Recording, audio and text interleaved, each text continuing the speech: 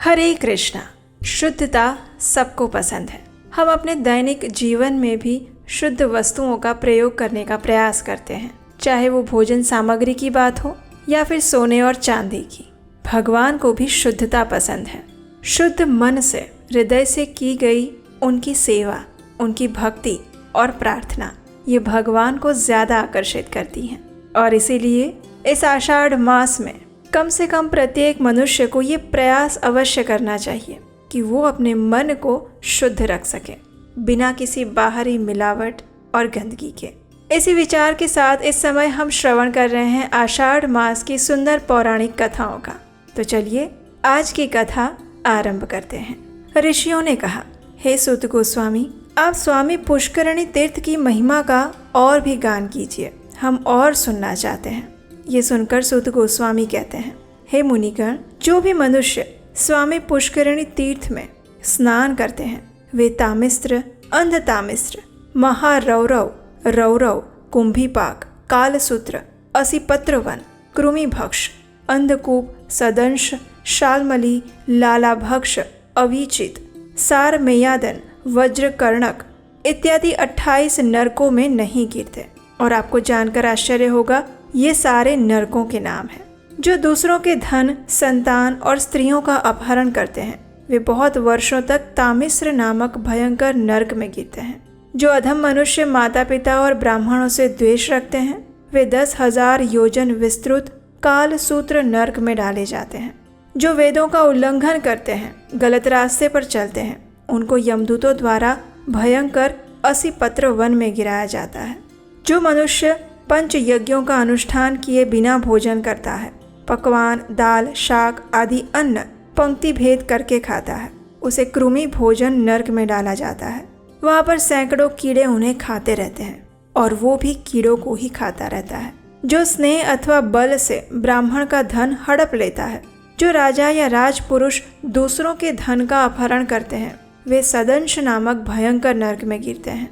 जो मनुष्य अगम्या स्त्री के साथ गमन करता है, यानी कि अपनी पत्नी के अलावा किसी पर स्त्री के साथ व्यवहार रखता है, अथवा जो नारी अगम्य पुरुष के साथ संग करती है, अर्थात जो अपने पति के सिवा किसी दूसरे पुरुष के साथ संग करती हैं, वे दोनों ही क्रमशः लोहे की तपाई हुई नारी मूर्ति और पुरुष मूर्ति का आलिंगन करके तब तक खड़े रखे जाते हैं जब तक कि चंद्रमा और सूर्यमा की सत्ता चलती रहती है, और उसके बाद उन्हें सूची नामक घोर नरक में डाला जाता है। जो मनुष्य अनेक प्रयत्नों और उपद्रवों से सभी प्राणियों को सताता रहता है वो बहुत कांटों वाले भयंकर शालमली नरक में गिरता है। जो राजा अथवा राजा का नौकर पाखंड का अनुयायी बनकर धार्मिक मर्यादाओं को तोड़ता है, जैसा कि इस समय में हम देखते हैं कई गुरु और तथाकथित साधु शास्त्रों का पालन ना करके अपने मन माने तरीके से वैदिक धर्मों को तोड़ मरोड़ते हैं, ऐसे लोगों की क्या गति होगी? तो सुनिए। ऐसे लोगों को वैतरणी नरक में डाला जाता है और वहां पर उन्हें भयंकर स्थिति में रहना पड़ता है। वृषली संग से दूषित, शौच आचारहीन, अशास्त्रीय कर्मों को करने में लज्जित न होने वाले और वेद मार्ग का त्याग करने वाले, हमेशा पशु जैसा जीवन करने वाले लोगों को यम के दूत पूय, विष्ठा, मूत्र, कफ, पित्त इत्यादि से भरे हुए अत्यंत बिभत्स नरक में गिराते हैं। जो मनुष्य कुत्तों को अथवा जंगल में वन्य मृग आदि पशुओं को बाणों के द्वारा पीड़ा पहुंचाता है, यम के दूत उन्हें बाणों से बींध देते हैं और उसके बाद फिर से प्राण रोध नामक नरक में गिराते हैं। आपने कुछ ऐसे पाखंडी मनुष्यों को भी सुना होगा जो पशुओं की बलि के नाम पर हत्या कर देते हैं। उन्हें परलोक में वैशस नामक नरक में गिराया जाता है। जो लुटेरों के मार्ग का आश्रय लेकर दूसरों को जहर देता है, गांवों को जला डालता है और बनियों के धन का अपहरण करता है, उसे वज्रदंष्ट्र नामक भयंकर नरक में दीर्घ काल तक गिरे रहना पड़ता है। लेकिन ये सभी नरक और उसके अलावा बाकी जितने भी नरक हैं, उन सब के अंदर वो मनुष्य कभी नहीं गिरता जो स्वामी पुष्करणी तीर्थ में एक बार गोता लगाता है। स्वामी पुष्करणी तीर्थ में एक बार स्नान करने से मनुष्य अश्वमेघ यज्ञ का फल प्राप्त कर लेता है। उसे आत्मज्ञान और 4 प्रकार की साक्षात मुक्ति की प्राप्ति हो जाती है। जो महापातकों अथवा संपूर्ण पातकों से युक्त हैं वो मनुष्य भी अगर स्वामी तीर्थ में गोता लगाता है तो उसे तत्काल पवित्रता और मुक्ति मिल जाती है। इसका सेवन करने से मनुष्यों की बुद्धि, लक्ष्मी, कीर्ति, संपत्ति, ज्ञान, धर्म और वैराग्य में वृद्धि होती है और मन का शुद्धिकरण होता है। हे नैमिषारण्य निवासी महर्षियों, मैं अब आप लोगों से स्वामी तीर्थ की महिमा का और वर्णन करूंगा और उसका वर्णन करती हुई अब एक कथा सुनाता हूँ। ध्यान से सुनिए। एक समय चंद्रवंश में नंद नाम से प्रसिद्ध एक महाराज थे। वे समुद्र पर्यंत पृथ्वी का धर्म पूर्वक राज्य करते थे। उस राजा का एक पुत्र हुआ जिसका नाम धर्मगुप्त रखा गया। नंद ने अपने राज्य की रक्षा का भार अपने पुत्र पर रख दिया और स्वयं इंद्रियों को वश में करके आहार पर विजय पाकर तपस्या के लिए वन में चले गए। पिता के तपोवन चले जाने पर राजा धर्मगुप्त ने संपूर्ण पृथ्वी का पालन किया। वे स्वयं धर्मों के ज्ञाता और नीति परायण थे। उन्होंने अनेक प्रकार के यज्ञों द्वारा इंद्र आदि देवताओं का पूजन भी किया। ब्राह्मणों को धन दिया, बहुत सारे क्षेत्र दिए। उनके शासन काल में सभी प्रजा अपने अपने धर्म का अच्छे से पालन करती थी। उनके राज्य में कभी चोर इत्यादि किसी को कष्ट नहीं पहुंचा पा रहे थे। अब एक दिन धर्मगुप्त राजा उत्तम घोड़े पर सवार होकर वन में जाते हैं। वहीं पर रात हो जाती है तो विनयशील राजा ने वहीं पर अपने सायं संध्या की उपासना कर ली, वेदमाता गायत्री का जप किया और उसके बाद सिंह, व्याघ्र आदि के भय से वे एक वृक्ष पर जाकर चढ़कर बैठ गए। उस वृक्ष के पास एक रीछ आया जो सिंह के भय से पीड़ित था।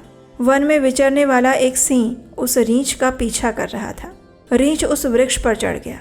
वहां उसने महान बल और पराक्रम से संपन्न राजा धर्मगुप्त को बैठे हुए देखा। उन्हें देखकर रीछ ने कहा, हे महाराज, अब भय मत कीजिए, हम दोनों रात भर यहीं पर रहेंगे क्योंकि वृक्ष के नीचे बड़ा भयंकर सिंह आया हुआ है। हे महामते, आप आधी रात तक निर्भय होकर नींद ले लीजिए, मैं सजग होकर आपकी रक्षा करूंगा। उसके बाद जब मैं सो जाऊंगा तब शेष आधी रात में आप मेरी रक्षा कीजिएगा। रीछ की ये बात सुनकर धर्मगुप्त राजा सो गए। उस समय सिंह ने रीछ से कहा, ये राजा तो सो गया है, अब तुम इसे मेरे लिए नीचे गिरा दो, फिर मैं तुम्हें कुछ नहीं करूंगा और चुपचाप चला जाऊंगा। ये सुनकर धर्मज्ञ रीछ ने सिंह को उत्तर दिया, हे वनचारी मृगराज, तुम धर्म को नहीं जानते। विश्वासघात करने वाले प्राणियों को संसार में बड़ा कष्ट भोगना पड़ता है। मित्रद्रोहियों का पाप 10,000 यज्ञों के अनुष्ठान से भी नष्ट नहीं होता। ब्रह्म हत्या आदि पापों को तो किसी प्रकार निवारण मिल भी जाता है, लेकिन जो विश्वासघात करता है उसका पाप कोटि जन्मों से भी नष्ट नहीं हो सकता। हे सिंह, मैं मेरू पर्वत को इस पृथ्वी का बड़ा भारी भार नहीं मानता। संसार में जो विश्वासघाती हैं उसी को मैं भूतल का सबसे बड़ा भार समझता हूँ। जब रीछ ने ऐसा कहा तो वो सिंह चुप हो गया। उसके बाद राजा धर्मगुप्त जागे और रीछ वृक्ष पर जाकर सो गया। तब सिंह ने राजा से भी यही कहा, हे राजन, इस रीछ को नीचे छोड़ दो और फिर मैं चुपचाप चला जाऊंगा, तुम्हें किसी बात का भय नहीं रहेगा। ये सुनकर राजा ने अपने अंक में सिर रखकर सोए हुए उस रीछ को पृथ्वी पर धकेल दिया। राजा के गिराने पर रीछ वृक्ष की डाली पकड़कर लटक गया।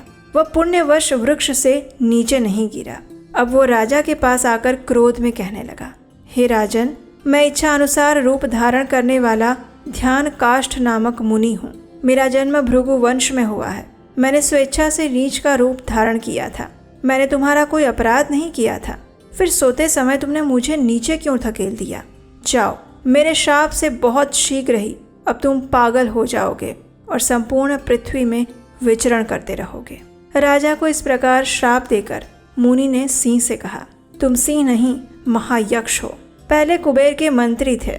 एक दिन अपनी स्त्री के साथ हिमालय के शिखर पर आकर अनजाने में गौतम मुनि के समीप ही तुम विहार करने लगे थे। देव की प्रेरणा से महर्षि गौतम समीधा लाने के लिए कुटी से बाहर निकले।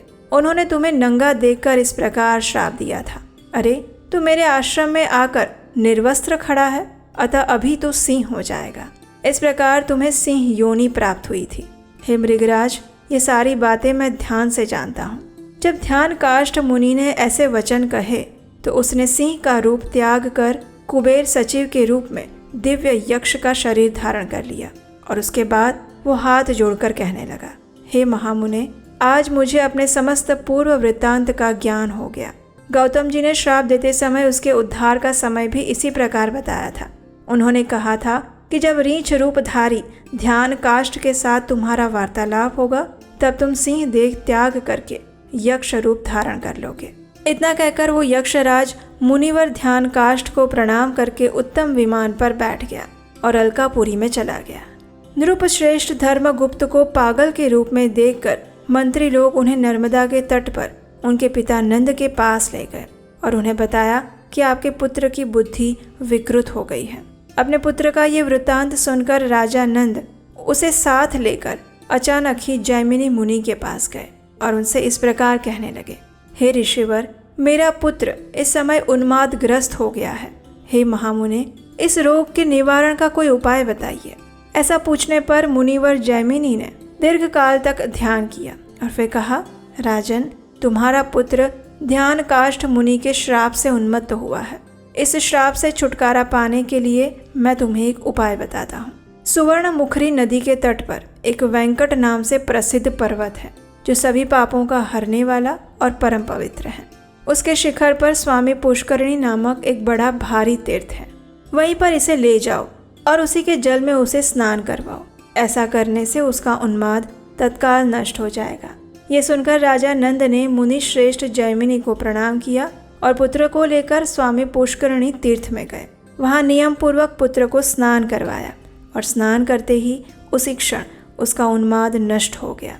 राजा नंद ने स्वयं भी स्वामी पुष्करिणी के जल में स्नान किया और फिर पुत्र के साथ एक दिन उस तीर्थ में निवास किया और वेंकटगिरी के स्वामी दयानिधान भगवान श्रीनिवास की सेवा करके पुनः तपस्या के लिए वन में चले गए।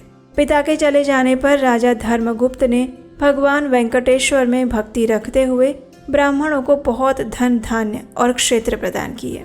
उसके बाद मंत्रियों के साथ वे अपनी नगरी में चले गए।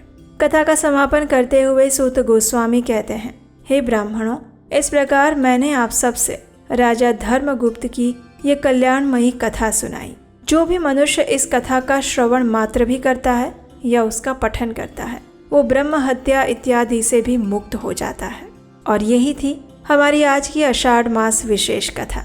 आशा है आज की कथा आपको अच्छी लगी होगी और आप भी पूर्ण मनोभाव से, शुद्ध चित्त और चेतना से इस आषाढ़ मास का पालन कर रहे होंगे।